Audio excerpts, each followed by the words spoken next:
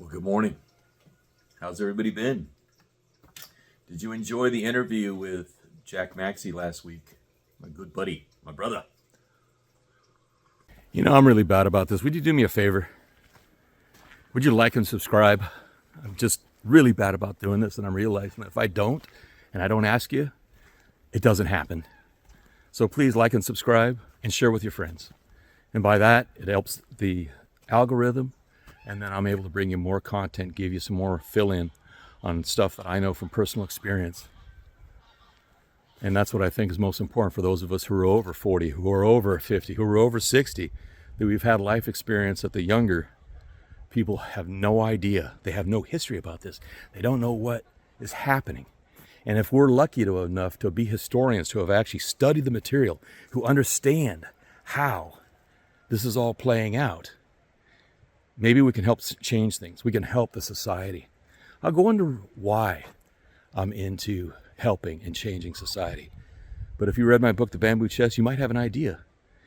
It's because I'm probably saving my pet rabbit all over again. Yeah. We all have our reasons for why we do things. Why we go to war. Why do we try to help the small guy? A lot of times it's because we had experiences on our youth that cause us to fight for what we think is right. And I think that the stuff that I'm presenting to you is worth paying attention to and using towards informing yourself and informing those you care about. Thank you. My man on fire. Well, freaking magpie. Just want to give you a quick report. Everything's good here on the homestead. Bees are in. Got a bunch of wood bucked and split yesterday. Get ready. It's just wild. It's like 36 degrees this morning. Still cold. Solar minimums. We'll talk about solar minimums. You should be aware of solar minimums. I find it very interesting that I'm starting to see things that I find disturbing. These people who have been like your prepping channels, like Adapt 2030, and he's been doing all this homesteading prep and all that kind of stuff in North Carolina, and suddenly he says he is now living in Taipei, the least prepared country in the world. Thing I'm going to say living out here in Asia now is the plastic shortages are going to hit. They're hitting around the world. They're hitting here first. So the films where there is no understanding of being prepared and self-supporting in its culture wasn't always like that. They're the perfect example of showing you what happens when a nation totally loses itself in the modern Western consumerism designed culture, which is Taipei. Still thinking about fashion like they're in the Riviera, that kind of mentality, you know, kind of like Hollywood, kind of like Beverly Hills. People who are going to be so stuck in normalcy that when they see the zombies jumping their walls, hungry. Which, by the way, if you've ever seen real starving people, they are like zombies. They're so maddened by hunger. There's that little point. So they're getting hungry.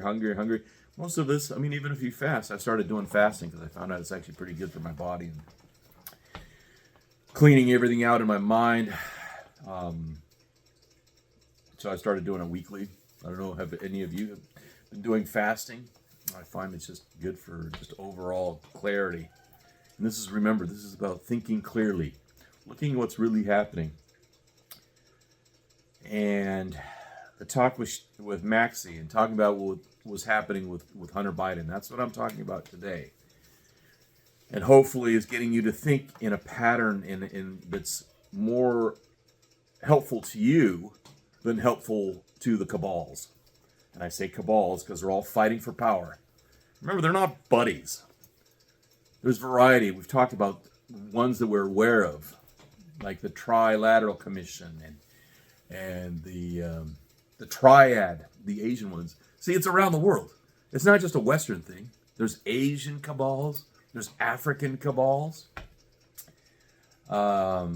There's Hispanic cabals. Yeah.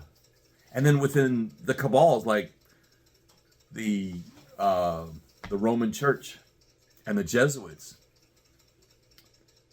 I mean, I'm going to probably rub some feathers wrong, but when those Jesuits were assassinated in El Salvador, do you think I cried a tear, knowing that the Jesuits were providing arms and ammunition to the guerrillas?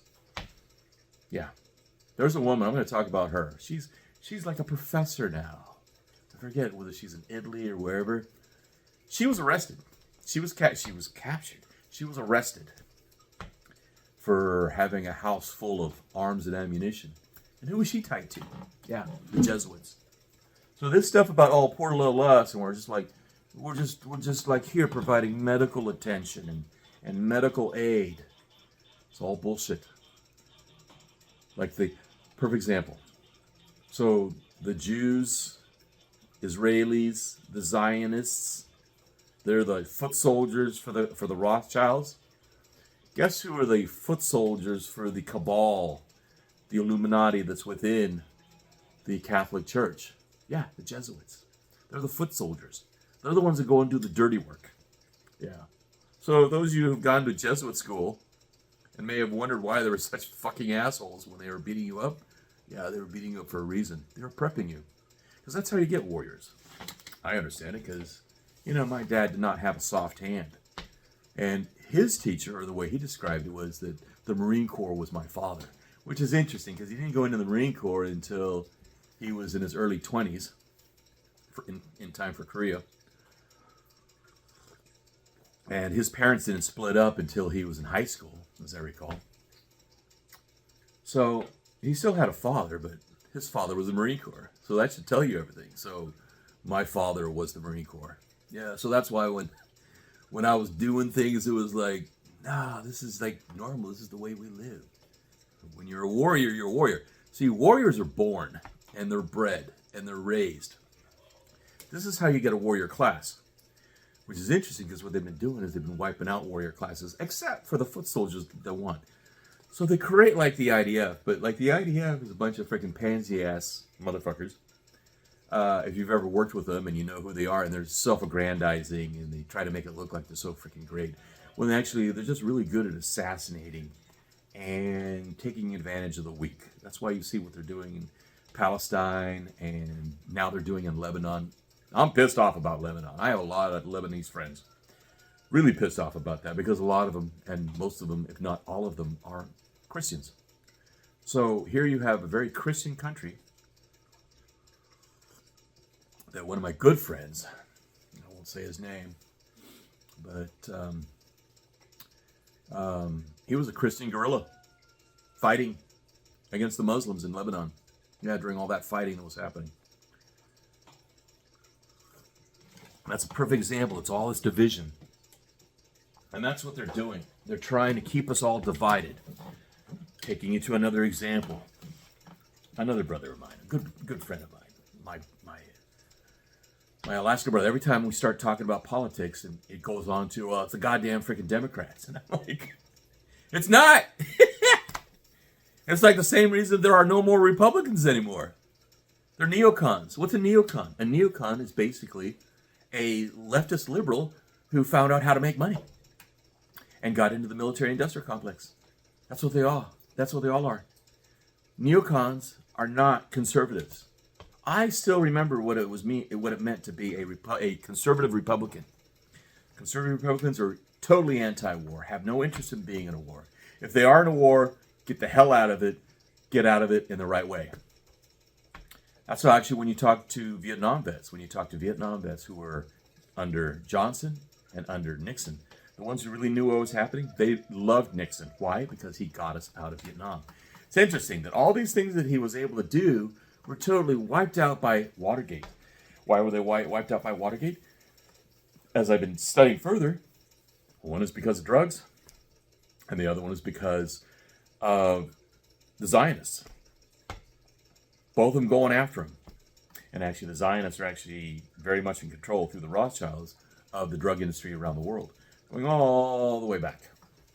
Because, remember I told you, the bankers don't give a damn where the money comes from. And if it comes off drugs and the subjugation of Chinese, as it was during the Opium War at first, and then Americans. So there's been a war against the United States, directed by the Rothschilds and the people above the Rothschilds. Remember, they're the bankers, but they're basically the managers. Just in the same way the Zionists, the Israelis are the managers and foot soldiers for the Rothschilds. The Rothschilds are the foot soldiers and managers for whoever's above them. And that's who I'd like to find out who it is. Because people say, oh, it's such and such and such and such. And if you know about them, they aren't the ones in charge. It's like those Russian dolls, the ones you keep on taking them out, forget the name of them.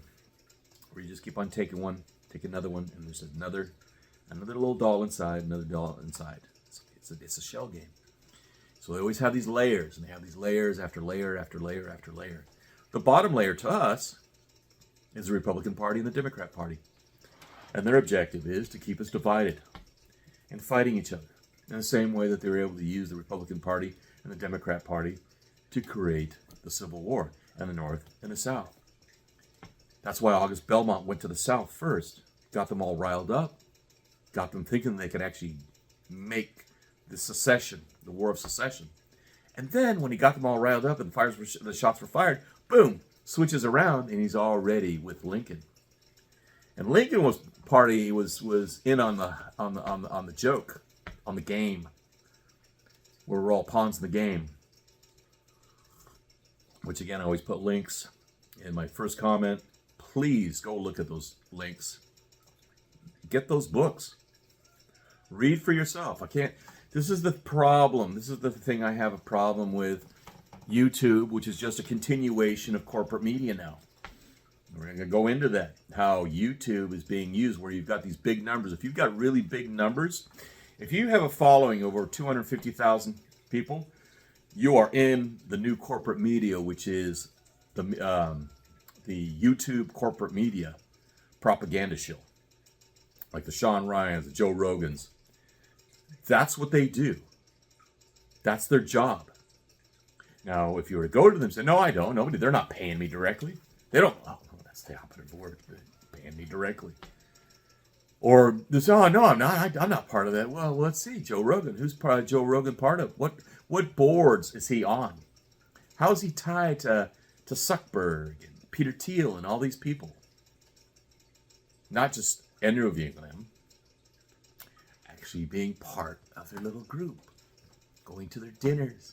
Being on their boards. Once you're on the board, you're now making a lot of money. And you're making a lot of money because you're in.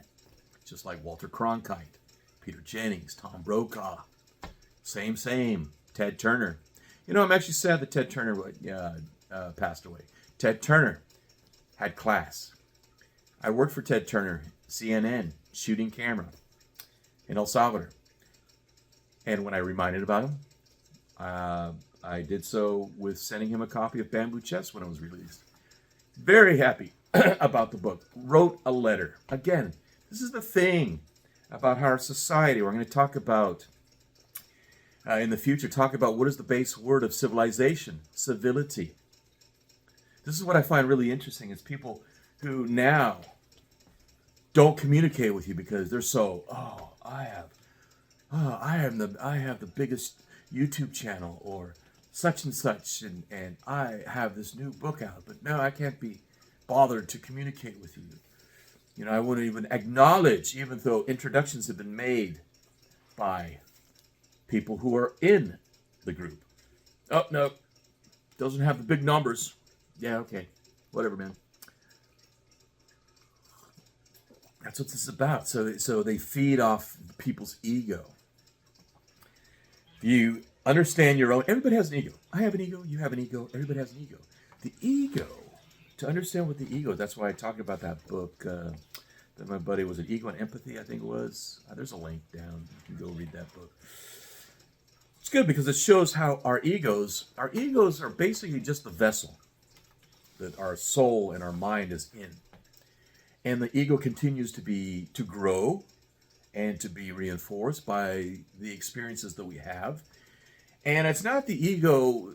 People interpret the ego as like oh, you're being egotistical, which is like you're being an asshole, right? That you think you're better than everybody else.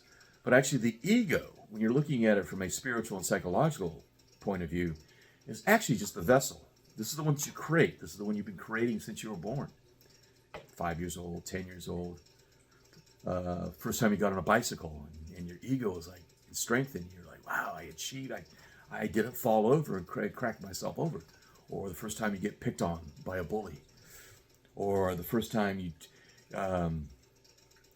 you were so good in school and then suddenly, oh my God, you failed a test.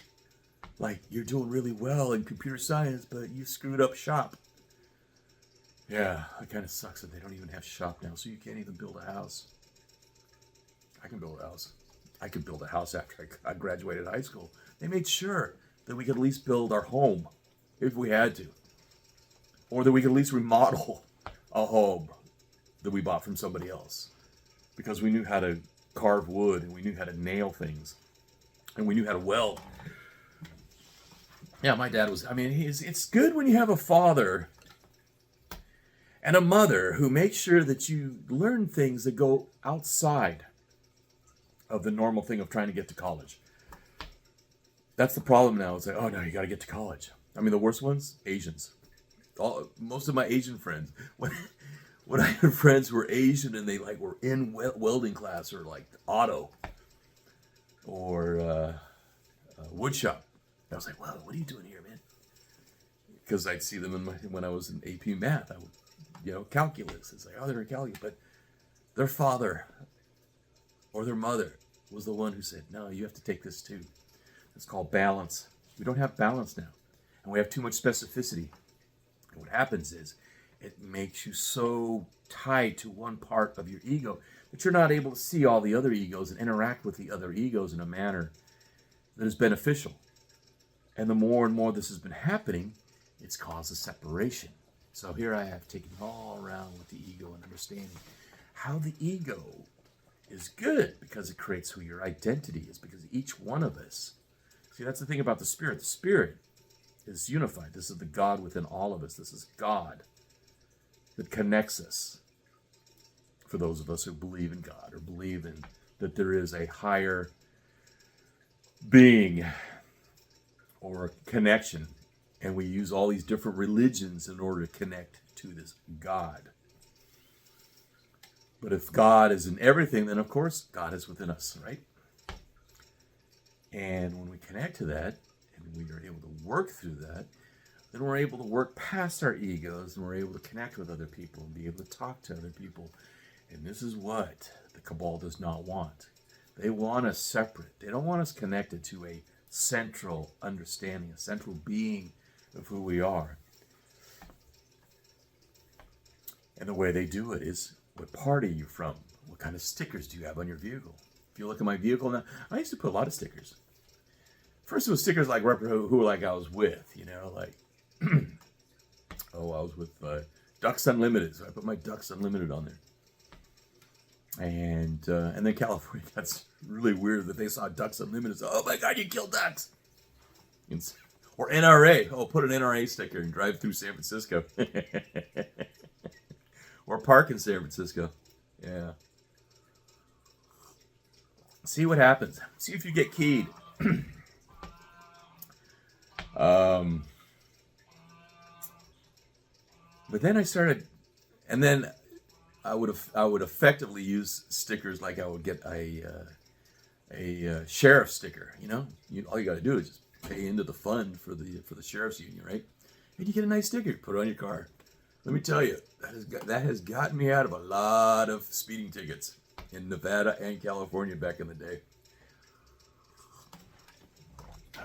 Washington State, not so much. And they weren't smiley. I think maybe because they knew I had skills. Oregon, hey, we had good conversations.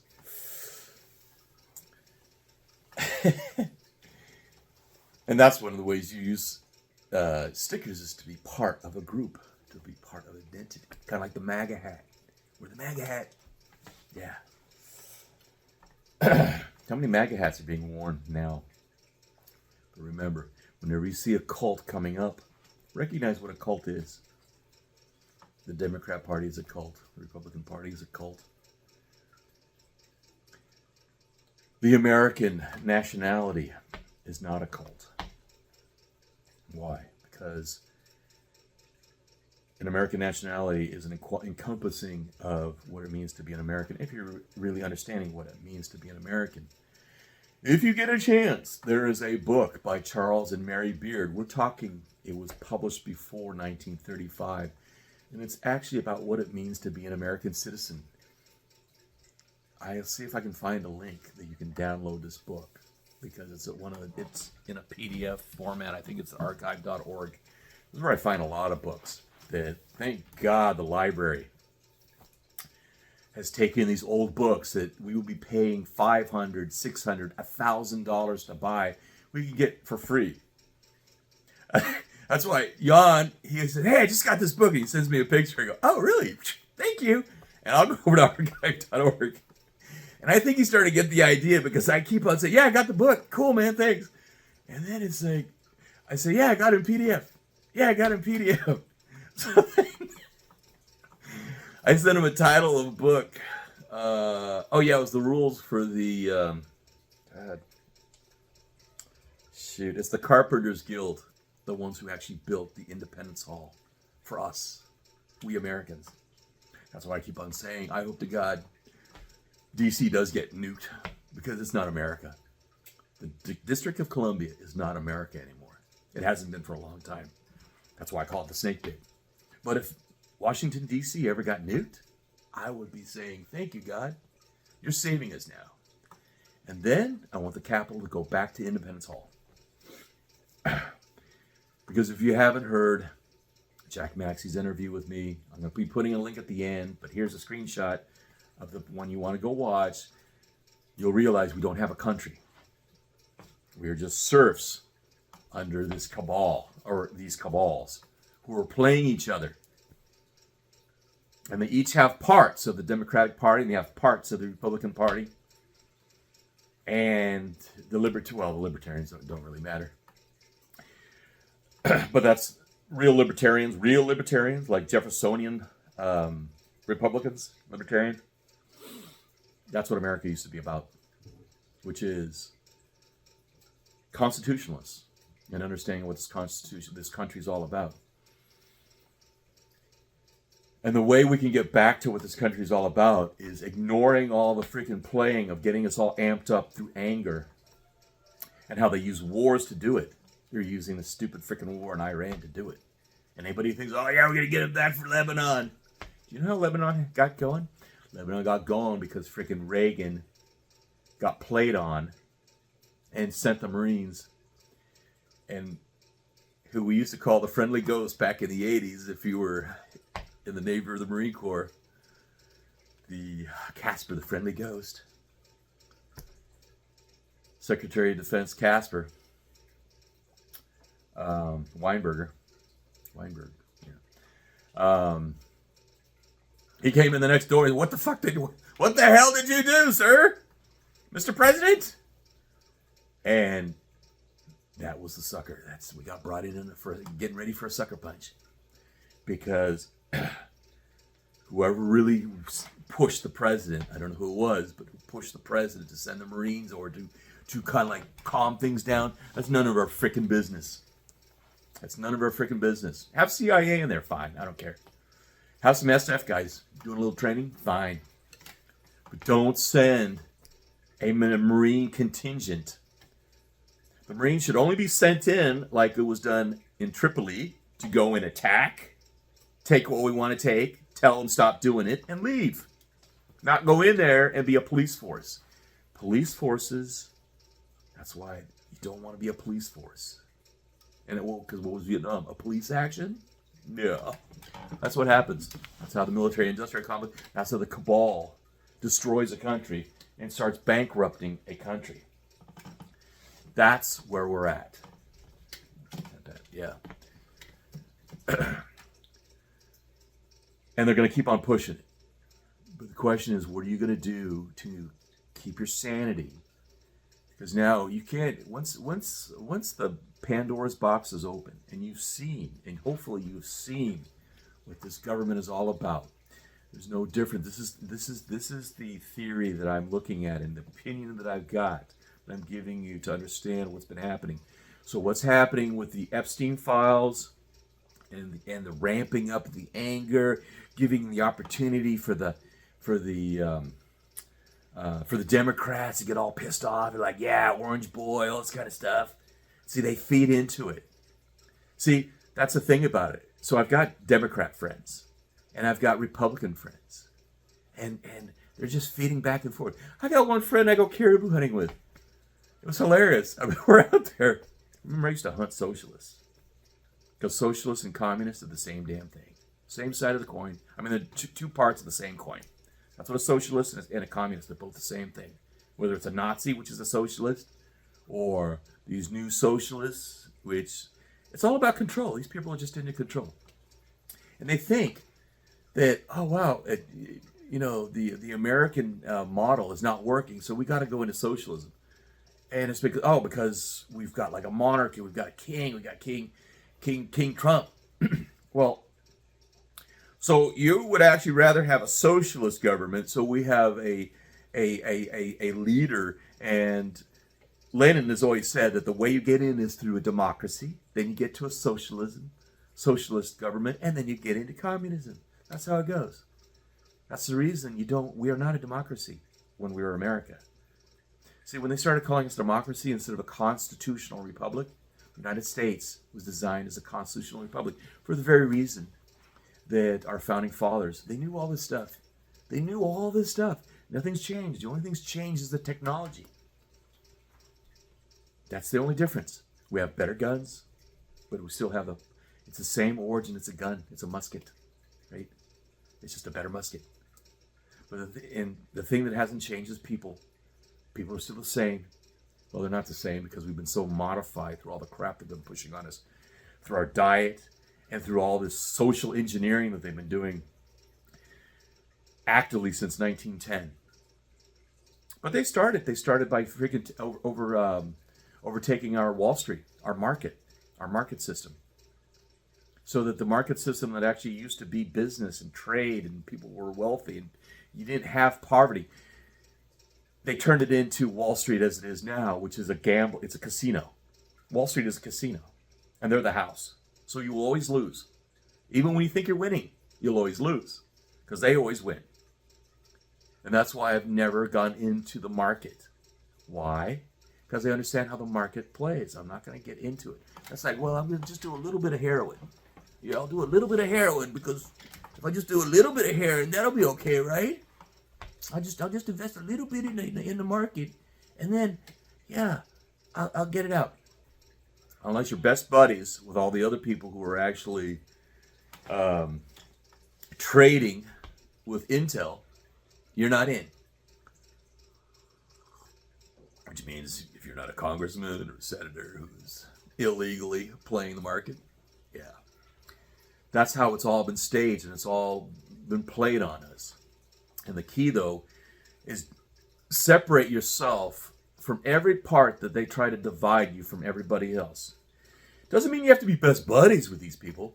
There are things I can't talk with I don't talk politics with my socialist buddy, but I love going caribou hunting with him. It's funny, we're out there. We drove on ATVs for 25 miles. Way out there.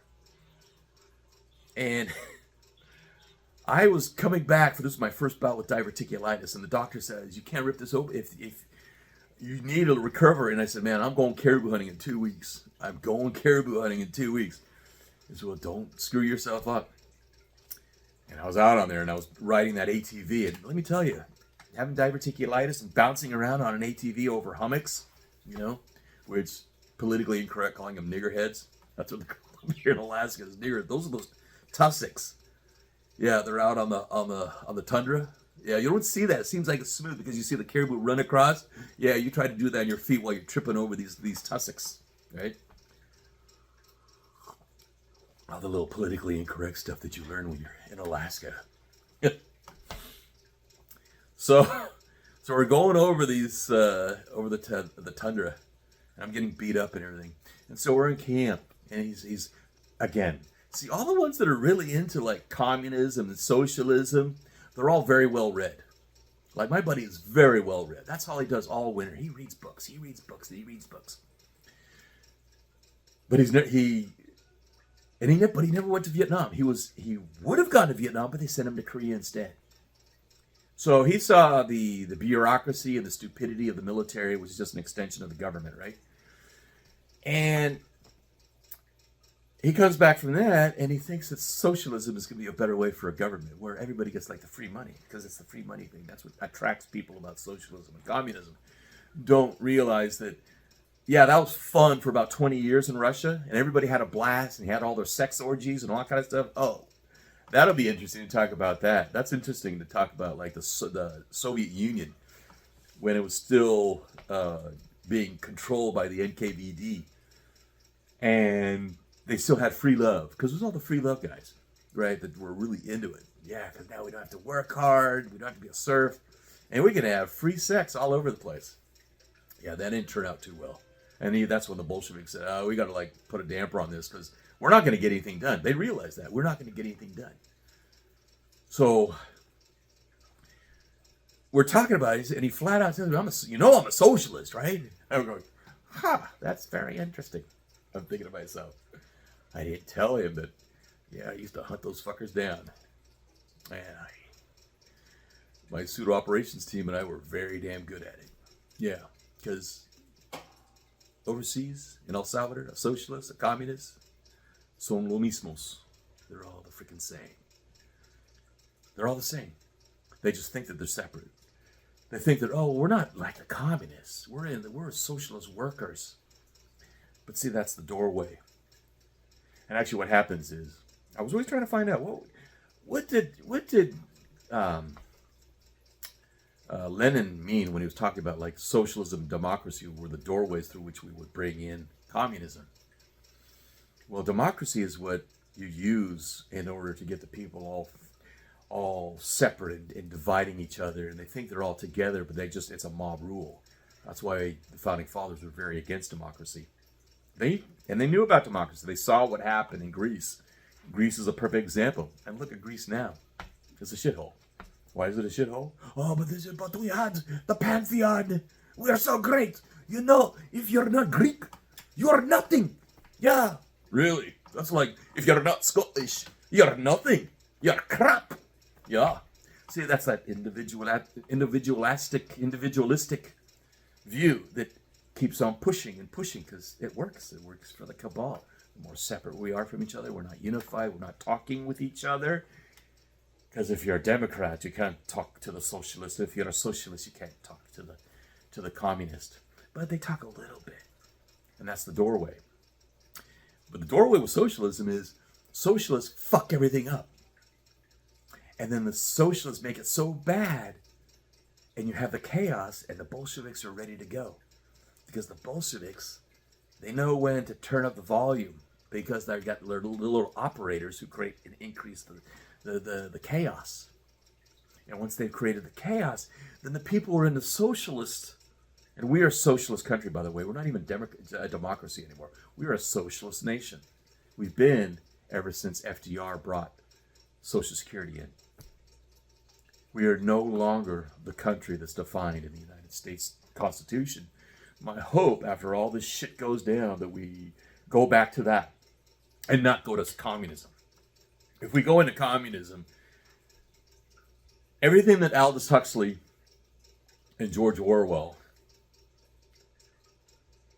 talked about in their books will be totally locked in, using people like Peter Thiel and Sam Altman. Because remember, people are inefficient.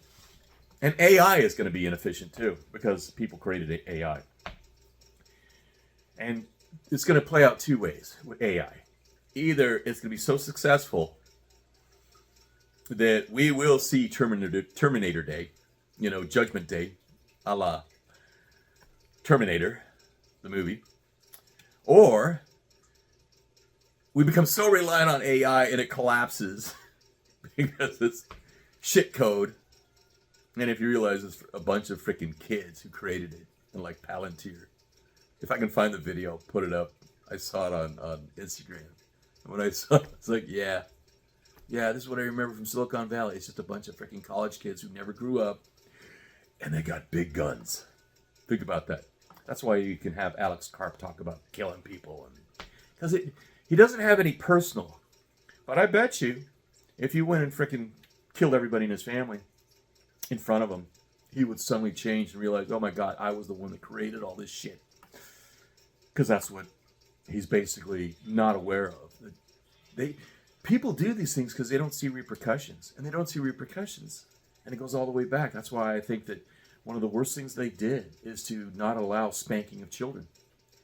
I always tell people, it's like, if you don't spank that kid now, those of us who are in law enforcement or in the military, like going after guerrillas, communists, we're going to have to deal with them later. And when we deal with them, we kill them. Cops, well, put them in prison. Maybe. Depends on what kind of crime it is. You're going to start seeing that. That's where we're going to be devolving into. Just like we did in the 1800s. I mean, that's the reason it was called the Barbary Coast. The Barbary Coast became so barbarous. Barbaric. Barbary. That the citizens themselves had to create vigilante groups in order to deal with it because the cops wouldn't do crap. And they were so bought out by whatever rich individual. See that, again, the elites, they don't care as long as they've got the cops.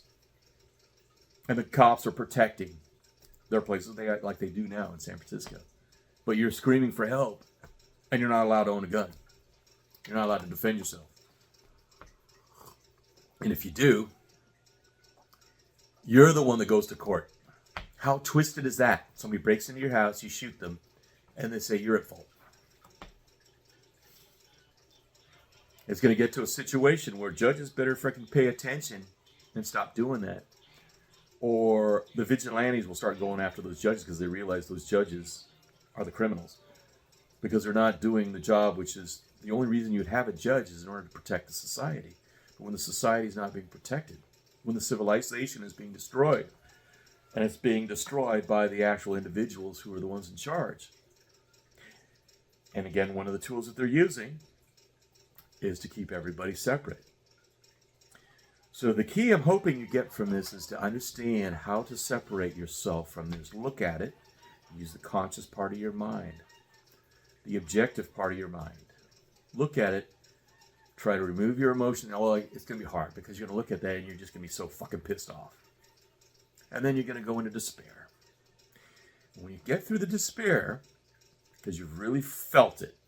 See, this is the thing about it. You got to really feel it. When you truly feel it, and a lot of people might not be able to, and you'll revert back to, well, it's the Democrats. It's like my friend, he's like, it's the Democrats, because he's a Republican. And then my socialist, but it's Orange Head. It's all his fault. And he's the enlightened one. He's the one who's well-read. He should know better. But he jumps in on the social. So they're both freaking idiots. Don't be an idiot. Don't be played. Don't be a pawn in the game. Go read that book by Commander William Guy Carr, World War I veteran, World War II veteran, wrote the book. Came out in 57. He died in 58. And of course, they try to make it look like it. Oh, it's an anti-Semitic book. That's always been the response. It's an and the FBI says, oh, it's very anti-Semitic. Yeah, that's why you got to get the copy with the letters to Edgar J. Hoover, FBI director, and his agents who are reading the book and writing letters. Oh, it's an anti-Semitic book. You don't really have to look at it. Yeah. Because that's the way they keep you from looking at things. But it's interesting when you have friends who are Jews who say, you got to read this book. So I read this book and really point out what was the one, the Satan's, space out. That's a good one actually. It was actually a Jew who had recommended I read that book, but not a Zionist. And just because you're a Jew doesn't mean you have to be a Zionist. As a matter of fact, you may be surprised or not surprised that a lot of the Zionists are actually Judeo-Christians, because they're hoping that they're going to bring their Antichrist in after. Well, bringing the Antichrist through the Jews, and then they can have the Messiah come in, right? Cults. They're all death cults. And they're all designed there to thin people out. That's the objective. Jan's been talking about it. I've been talking about it. It's about thinning out people. And if you look at the way these people are playing this game, that's why Teal and Zuckerberg and Ellison, they've all got their bunkers. They've all got their bunkers. And like I've said, I hope that the ones who are doing the security said, oh, we got one that's like ready to go. We got a SEAL team ready to go to secure us. I'm going, if that SEAL is a smart thinking SEAL, the first thing he's going to do is greet you at the door and put a freaking 22 in the side of your head. And that'll be it. And then their families and they will be enjoying the fruits of your labors. Mr. Teal, Mr. Zuckerberg, yeah, in New Zealand. Because that's what's going to happen. But see, this is the thing. It's interesting. I'm reading this book, and it was a survival of the richest. And it's interesting. All these intellectuals, because I remember we're going to be talking about piled higher and deeper. We're going to talk about PhDs and titles. Why I have no respect for any of them. I have to listen to the person. Like Richard Feynman, I respect him. He was a thinker because he wasn't part of the system. If you're a PhD who's been cranked out by the system, the education system since 1910, your PhD ain't worth much. And the reason I can tell that is based on this book, The Survival of the Richest. So you have all these people who are so wealthy, these billionaires, multi-billionaires, and they invite the author and of Survival of the Richest. And he's thinking, well, we're going to be talking about this and philosophies and everything, but they're all asking about perfect, Alaska or New Zealand? They're asking, where should I bug out to? Alaska or New Zealand? Can you tell where I've bugged out to? Later I'll tell you why. Because I don't have the PhD. But I read the shit that the PhDs crank out. But I also read and have the experience of having been in combat and understanding human behavior. And that the reason I'm still alive, and the reason I was able to run pseudo operations and use those teams. You got to understand what a pseudo operation team, if you understand the history of Rhodesia and the Sailor Scouts and pseudo operations, you get to dress up as the guerrillas and go hunt guerrillas. It's it takes a thief to catch a thief. I was first introduced to it heavily when I was trained by the Salvadoran Navy SEALs with the actual terminology. We are here to act like guerrillas to hunt guerrillas. Well, if you do it properly, it's partly like the Chu Hoi program that was in Vietnam, but it was like the Kit Carson Scouts for the Marine Corps, where you had 50% or at least 20% defectors who could teach you how the guerrillas ran, how the VC ran. Well, for us, we had FMLN guerrillas that we would recruit out of the prisons. And you had to make sure this guy wouldn't shoot you in the back. Because let me tell you, one of the stories that was always hitting me, and thank God I didn't have to see this, was when I was going and helping and working with the Contras, is that the Contra, the American advisors who were being sent to train guerrillas, the Contras, were getting shot in the back for their weapons. And then they would go and sell their weapons on the black market and just disappear and use that money to go and disappear. That's what you had to deal with. So you're not only finding the enemy, but you're also wondering about who's behind you. So you had to pick. So that means you have to understand human behavior. You have to understand why people do things. That's why I understand completely why Peter Thiel does what he does, because I know his history. He went to high school against the competing football team high school. So he was San Mateo High School. I was in Belmont. So I know his psychology of how he was raised. He's also an expat because he was, South African. South African family originally from Germany. So father raised under the Nazis, or the effects of the Nazis, the final days. See that psychology. Not very friendly to America, not very unified to America. Willing to come to America to take advantage of what the United States has to offer. Like a lot of the Nazis who came under the paperclip operation right after World War II came to the United States. But did you think they were suddenly loyal Americans to the red, white, and blue? No, they're still freaking Nazis. And if you talk to E.M. Burlingame, he'll tell you that our country's been taken over by these Nazis. And I'm starting to believe him. That's what the neoconservative is. That's what the leftist Democrat is. They're all the same coin. And they're in charge of the country. And they're being paid for and controlled by the Zionists. So that flipped the thing. So remember, it was the Nazis who were best buddies with the Zionists because they like Zionists. They don't like Jews. Remember, the Nazis loved Zionists, but they didn't like Jews. Why is that? Because the Zionists were taking the Jews out of Germany. That's why they were best buddies. That's why the Nazis had an office in Tel Aviv, in Palestine. There's old pictures of it. You can see the flag flying. That's because they were the ones transiting the Jews to Palestine. So yeah, there was a Palestine. For all the people who keep saying, oh, there was never a Palestine, it was all Israel. Yeah, okay.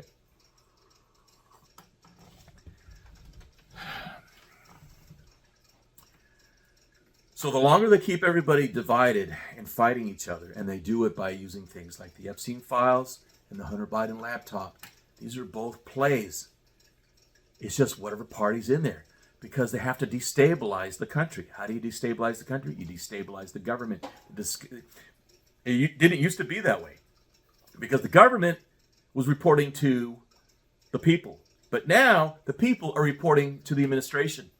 It's not an administration anymore. It's leadership. Because people think that Trump is actually a president in charge. No, the president has never been a leader. The president has always supposed to be, that's why it's called the administration.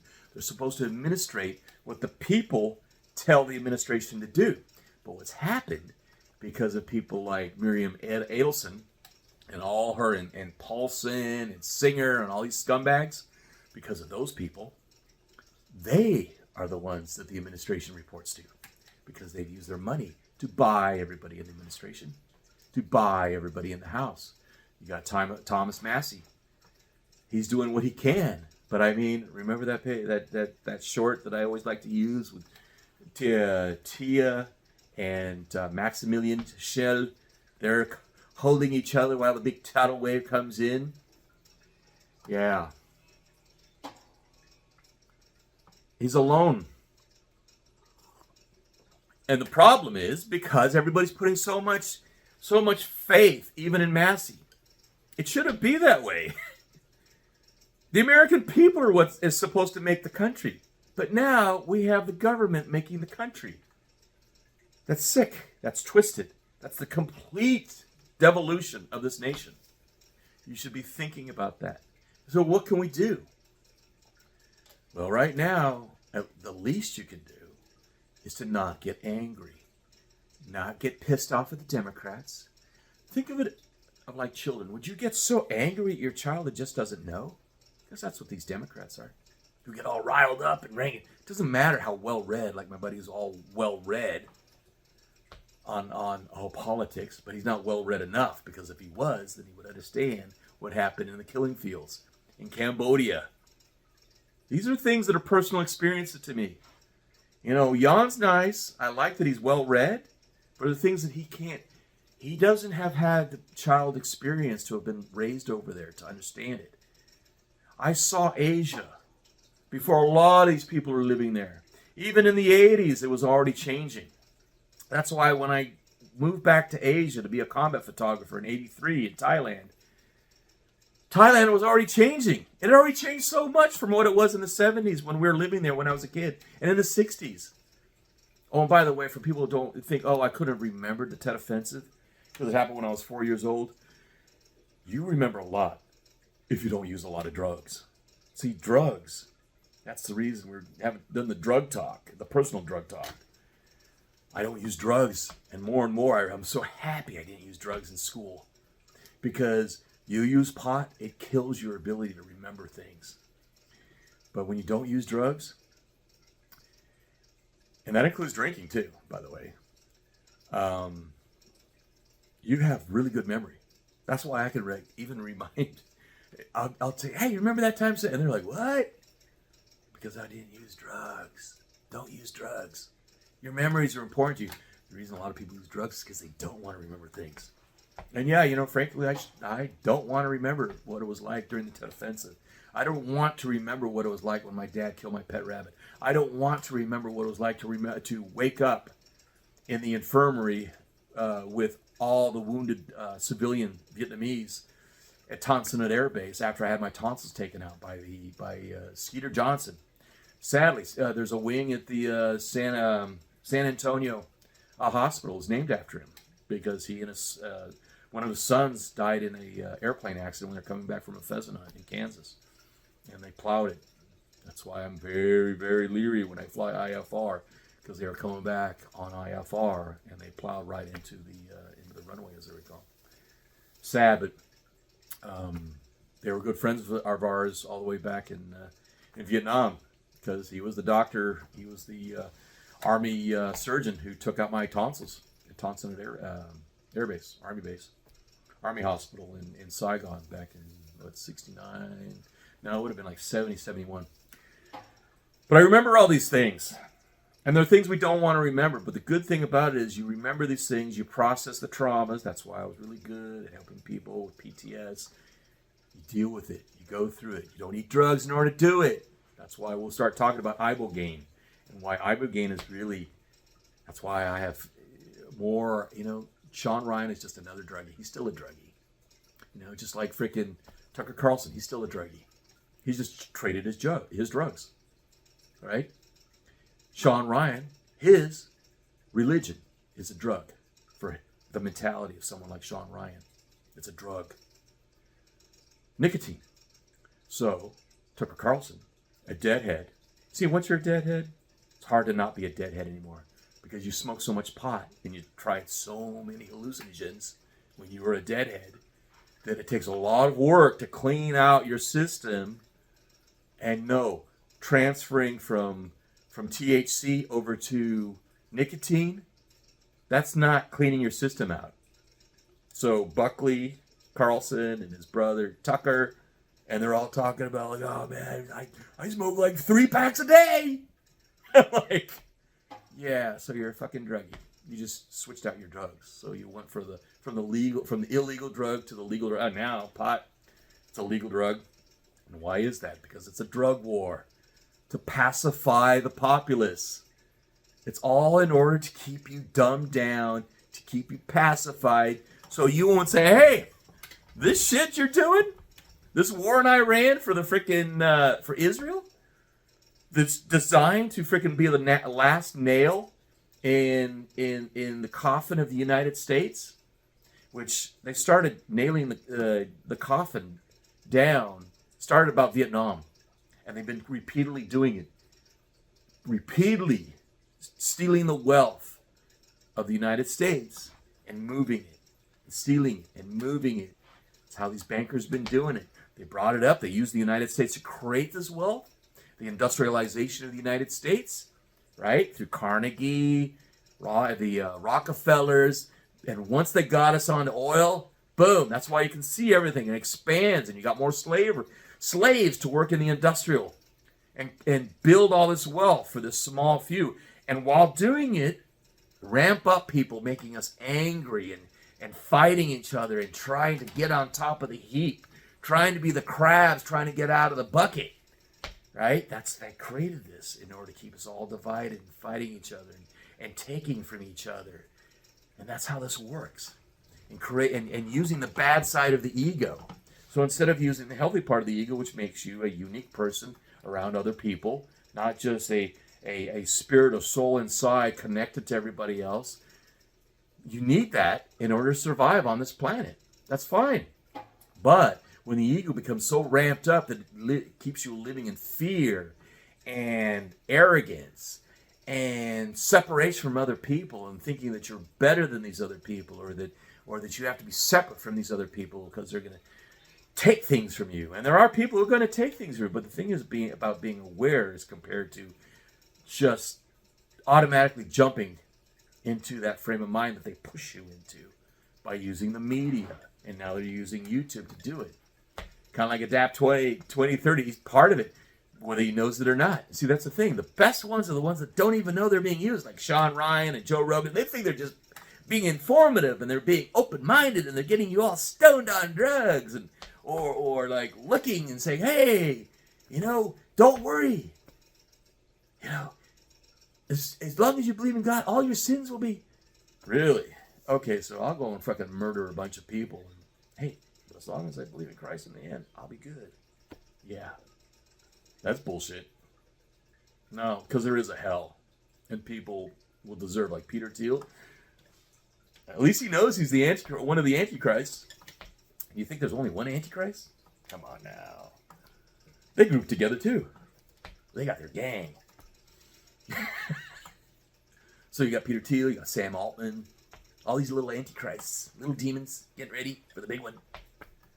Playing the game. So the key is, focus on what you need to be doing, which is you need to understand that all these services that have been provided to you through restaurants, through supermarkets, through the gas station, they're going to be going away. That's why I was telling you, that hockey stick graph that Chris Martinson always likes to focus on. It's the hockey stick! It's the hockey stick! No. It's not the hockey stick. The hockey stick is just one part of the bell curve. That's the one you want to be paying attention to. The hockey stick is just to tell you things along the way. But you still have to get to the hump, and you have to get on the other side. And that's the part you got to be prepared for. Because once you start, and we're already on it now, the curve is already going. That's why you're starting to see things we're devolving. That's why, if we look at the world in time, we reached our peak at about between 1956 and 1958 in the United States, in terms of wealth and prosperity and abundance and education and people doing things and working together. And the beginning of it, and they were prepping for this with the assassination of Kennedy. When they assassinated Kennedy, that was the ramping up of getting everything going down. And that's where we're at. We're going down. And that's why pay attention to spirit. That's why I brought up spirit. I didn't talk about that because Jack was talking about it. We wanted to talk about Citadel and Trump's best buddy and how he was trying to get Trump to buy Spirit Airlines, and that didn't happen, and it won't happen, and it wouldn't happen. Because what's going to be happening is you're going to start seeing that all these airlines that were profiting about being able to take cheap flights and going. See, a lot of people don't remember what it was like when we were kids in the 60s and early 70s, where you dressed up. I mean, when you went and got on a plane, you dressed up like you were going to the opera. That's how special and important it was. As compared to now, no, I just jump on, on Southwest, from San Francisco to LA. Boom, I'll be there in 45 minutes, 35 minutes. Yeah, just like getting on the bus. Well, that's going away. And the way they're going to be doing it is with pricing. They're going to outprice it from you. And the worst part is, it's not just the airlines that they're going to be outpricing, they're going to be outpricing the food. That's why we have 5 freezers, 1 refrigerator. Why is that? Because we have our food. We don't buy food. I either hunt it, I fish for it, I trap it, I catch it, I grow it, I raise it. That's how we do this. That's why you live in the country. That's why that's why I recommended that book, 5 Acres and Independence. Read that book. It's in the first comment. Follow that link. Get that book. Read that book. I read that book when I came back from Korea for my teaching contract for the Korean Army in 2008 in San Francisco. That's when we had that first price hike that freaked everybody out, kept all the truckers at home because they were losing money if they went to work. And as a result, Nob Hill, San Francisco, high end, the local supermarket, shelves were empty for 2 weeks. And I'm going, damn, this is just a 25-cent increase in fuel prices. What's going to happen when something real happens? Like dollars in increases? We'll take that to what it costs to produce food, and then the kind of food. I went to a local pizza place. I hate pizza because of what it does to my system. But I went because a friend wanted to treat me. So we're out, we're eating the thing, and I'm feeling, this is a high-end place. And with my eyes closed, I could make a better pizza. And it was not because of how it was laid out and how you mix the things together. It's what the base ingredients were. The base ingredients were purchased at either Walmart or Costco. It's mass-produced. There's no flavor in it. And questionable product because it's cheap. And it's being cheaply produced. We produce cheaply here. You know, it's the cost of ammunition for me. It's the cost of gasoline. I still have to use gasoline because I use an ATV in order to go into the woods and go grab my compost. But I'm using the compost. And I don't throw garbage away. If it's food garbage, like banana peels, etc., they get buried in the ground. I don't do compost piles. I go and I dig a hole next to a tree or next to an area that I'm going to plant. And all I do is just dig a hole. It's about 1.5 to 2 feet deep. I take whatever was in a little compost container, I dump it in a bucket. I just dump it. I cover it up. Why? Because the worms come in, they raid it, and they spread it around. I don't have to do anything. That's thinking ahead, not relying on fertilizer. That's why I kind of, when you see the fear hype from Adapt 2030, who now is in Taipei, that's blowing me away. That's like, I'm going to jump out of the frying pan into the fire. Oh, but he's probably thinking, oh, well, you know, Taiwan's probably going to be better off with the solar minimums than the southern east coast of the United States, as you've been seeing with all these storms that have been hammering it and affecting crops and all that kind of stuff. But if you're prepared like we do in Alaska, I'm living in Alaska. Why am I in Alaska and not New Zealand? Does the idea of cannibalism come to mind for New Zealand if you're not Maori? Yeah. So Peter Thiel, who thinks he's so smart in getting New Zealand Kiwi citizenship, we'll see how that plays out when the real natives, like the Maori, when the Maori get together and they want to go and hate white people. Yeah, that's going to be coming around. I'm already hearing it. I'm hearing it from friends. I told you I have my contacts around the world. I've lived around the world. I've worked around the world for decades. I'm here in Alaska for a very specific reason. I made my plan in 2008. For those of you who might be thinking of coming to Alaska, the time for you to have come to Alaska was 10 years ago. You don't have the time to prepare for what's coming to be in Alaska now. That's why I have to keep on reiterating. That's why I get pissed off at like this channel, which now and more I watch. He just is up here in Alaska to get his footage for Homesteady, and then right when he's done, he's going to go back. Just like he did like 2 years ago.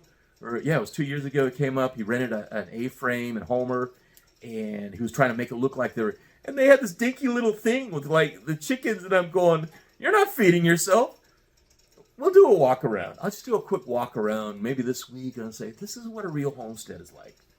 This is a self-supporting homestead, where I've got trees that have been growing in there. That I have fruits. I have sugars." I will go and visit the bees again. I love that the bees are working hard, and this time we're going to make sure, because I'm going to build a Slovenian bee house for them so that they will go through winter and make it. It's a lot of work, and it takes time, and it takes seasons. You have to go through the seasons, whatever locations you're going to be at. But if you have to bunker in place, and I don't mean bunker in the city, but bunker in your local area, at least if you're in the country or in an area where they will not tell you can have a rooster. If you can't have a rooster on your property, you're too close to the city. Let's put it that way. If they say, well, you can have hens, but you can't have roosters, you're too close to the city. Because what's going to happen is all those people who are even worse off than you because they're closer to the city, they're going to start walking if they can't drive. And if they're within walking range, which is 10, 15 miles, to come and raid, they're going to come and raid. We'll talk about defending. I'm going to start talking about how to defend your property. Considering my background, you should be paying attention. It's not just the signals. I'm talking about how to respond to every threat that you have on your property and in what manner you're going to have to property. And not like that one. They tried to get my buddy Paul Markle, student of the gun. Go and check out his stuff. So, Discovery Channel, was it Discovery or Nat Geo? Well, there was a show. My friend was the narrator, Tim Abel. He was on that show as the narrator. But they had one guy, this guy Mike. I met that guy at a Soldier Fortune magazine get-together that Colonel Brown always has. And this guy was there. This guy was wacky. We're all gonna die. The question is how? Strong are gonna survive.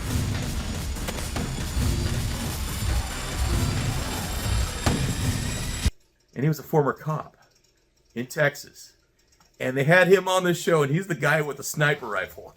It's like, well, I'm just going to snipe them when they get to my property. You go, oh, the legal ramifications of that are going to be very, very interesting. You're going to start sniping at people when they show up on your property. Oh, and they have guns? Well, you know what? People show up, they accidentally walk on your property, they have guns. So you have a talk with them. You can be ready because they might not be just like accidentally going on your property. They didn't know where your property is. They should know, but they might know. But that's not a qualification to snipe at them from 1,000 yards with a 50 caliber. That's crazy. But that's not what you want to be doing. We'll be talking about that. But the question is, what are you going to be doing and not be distracted with all the stuff that's happening? Because like the thing with Epstein and with Hunter Biden, it's the same thing. Have you noticed? It's just now the stuff of the sexual perversity and the evilness and the traitorous acts. It's the same thing. It's just now it's the Republican Party that is since they're in charge, now they're the ones who have that. So the Epstein files for the Republicans is the same thing that the Hunter Biden laptop was for the Democrats. It's to get everybody. This is the game. Be aware of the game. Then you can be off the table. Get off the freaking game. Look at it clearly for what it is. See how you can interact with the players. See, because the players, you can interact with them. You can respond to them in a manner that you're not being played. So the strings, you cut the strings. If not, they're going to keep on doing this to you. Because just like they're playing Trump, and they're playing the Biden, they're playing the Republicans, they're playing the Democrats, and all the people involved in there. And they're doing that because that's the show for you to be watching. And then you respond emotionally and through action to what they're doing. But you're not interacting and acting with that game that's to your benefit and to your power. You need to separate yourself from the game. Oh, that's probably a good title for this episode of Coffee with Cork. Separate yourself from the game. You gotta separate yourself from the game. If not, you're gonna do rash things. You're going to be depressed. Don't confuse being depressed with experiencing depression and sadness. You saw me. You're hearing me respond, because that's when Jack Maxey told us about how for four fucking times, he went to Trump, and Trump's assistant finally said on the fourth time, he's not interested, stop calling. And this is the Hunter laptop that would have had everything that Trump would have had to completely wipe out any response from the Democrats. And it would have been slam dunk. It would have just put him. He didn't want it. Why? Because he knew he was going to be president already. He was picked. Yeah, he's chosen. Like Biden was chosen. They're all chosen. They've been chosen since Lincoln. with little blips like Kennedy. Look what happened to Kennedy. Kennedy was chosen in the beginning. Oh, but then he saw the light. Reagan was chosen. Well, he wasn't chosen. Bush was chosen. But just like with Trump, they realized, well, he's got the popular vote. Let's just go with him. And then they hijacked it.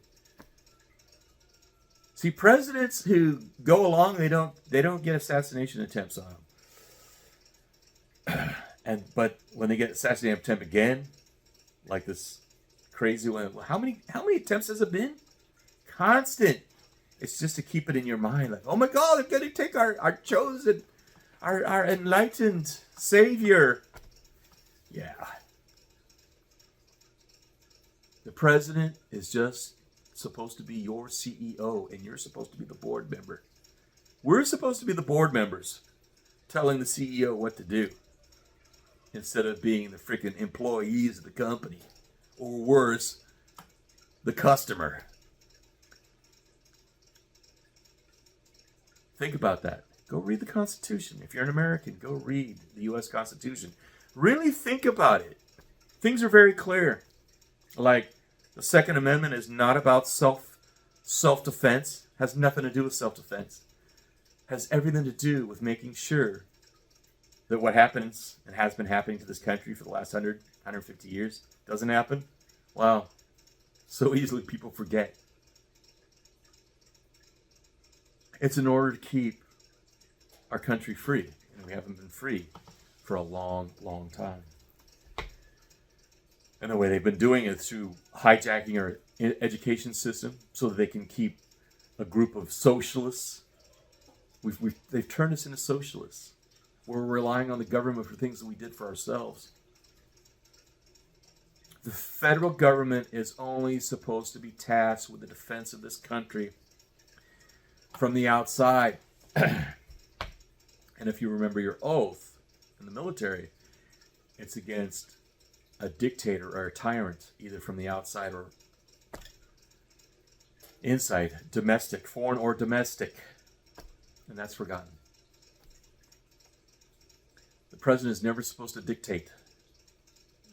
Ever. We're supposed to be dictating to the president.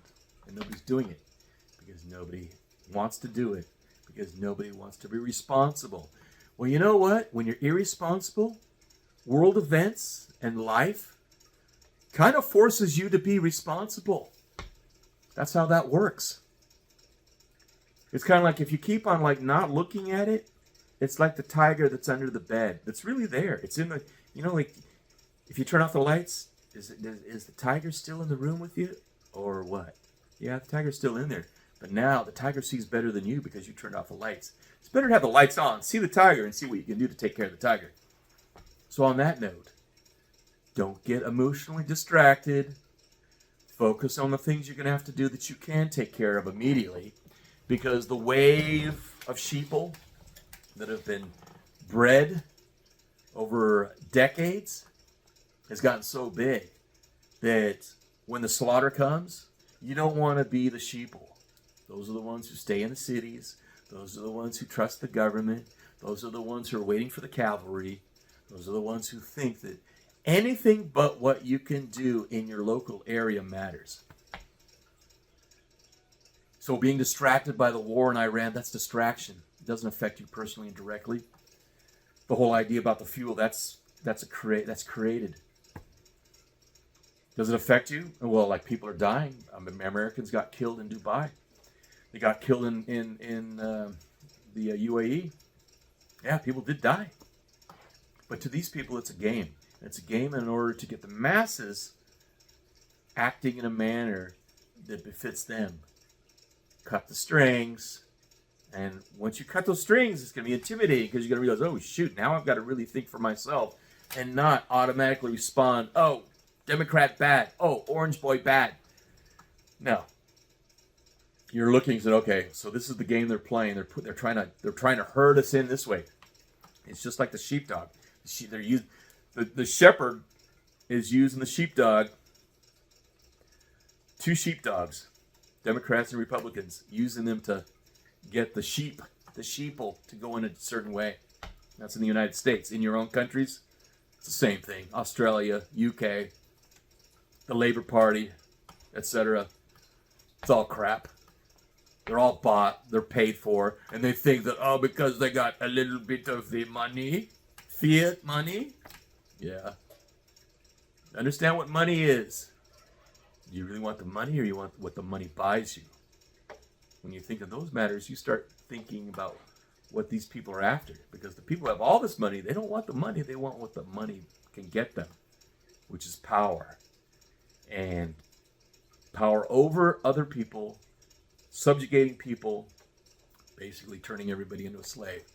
That's what Rockefeller was talking about when he hijacked our education system in 1910 with the National Education Board, because he didn't want thinkers, he wanted workers. If you think and you have time to think, that's the other reason. That's why they're keeping you bouncing.